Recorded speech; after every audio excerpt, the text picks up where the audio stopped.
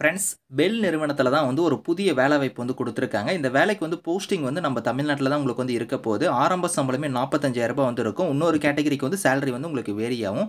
Supervisor லெவல்ல உங்களுக்கான postings குடுத்துருக்காங்க. எக்ஸாம் இல்லாம தான் இந்த வேலைவாய்ப்பு வந்து உங்களுக்கு இருக்க போது. ஸோ டைரக்ட்டா உங்களுக்கு இன்டர்வியூ மட்டும் தான். லாஸ்ட் டேட் வந்து பாருங்க 11த் ஜூனுக்குள்ளார நீங்க அப்ளை பண்ணிக்கலாம்.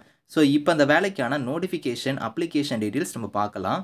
ஸோ கைஸ் இதான் வந்து பாருங்க உங்களுக்கு official notification. So Bharat heavy electricals limited பெல்லுல இருந்து பாருங்க உங்களுக்கு இந்த வேலைவாய்ப்பு குடுத்துருக்காங்க. இது எங்க இருக்குன்னா, நம்ம திருச்சிராப்பள்ளியில தான் வந்து உங்களுக்கு இருக்கு. உங்களுக்கு போஸ்டிங்ஸுமே உங்களுக்கு அங்க தான் வந்து இருக்க போது.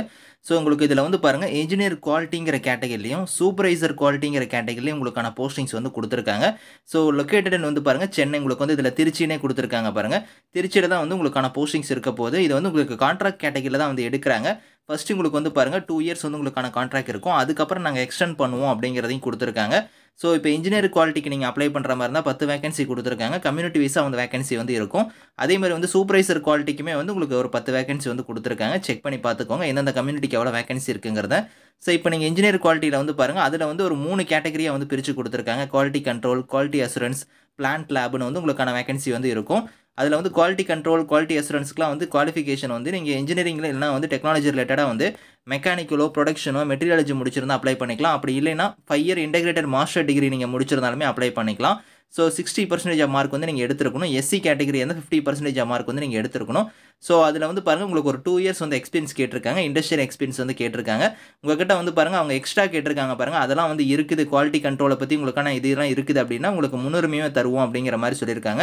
ஸோ அது வந்து கம்பல்சரி கிடையாது. ஆனா மேல இருக்க அந்த 2 இயர்ஸ் எக்ஸ்பீரியன்ஸ் வந்து கம்பல்சரி உங்ககிட்ட வந்து இருக்கணும்.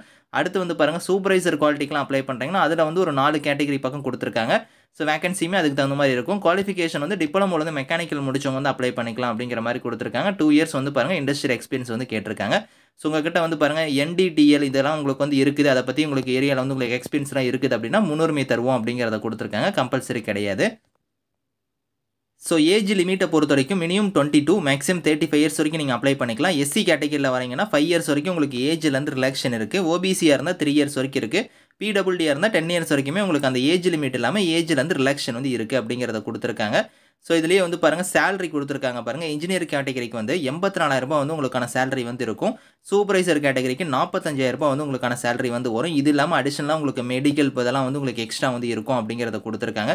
இன்சூரன்ஸ் கவரேஜ் இந்த மாரிலாம் நெறைய இருக்கு. அதையுமே இதுல வந்து எக்ஸ்ட்ரா பெனிஃபிட்ஸ் வந்து இருக்கும். செலக்ஷன் ப்ராசஸுமே குடுத்துருக்காங்க. உங்களுக்கு வந்து இதுல வந்து எக்ஸாம் கிடையாது. ஸோ உங்களுக்கு ஷார்ட் லிஸ்ட் பண்ணி பர்சனல் இன்டர்வியூ மட்டும் வந்து இருக்கும் அப்படிங்கிற மாரி குடுத்துருக்காங்க.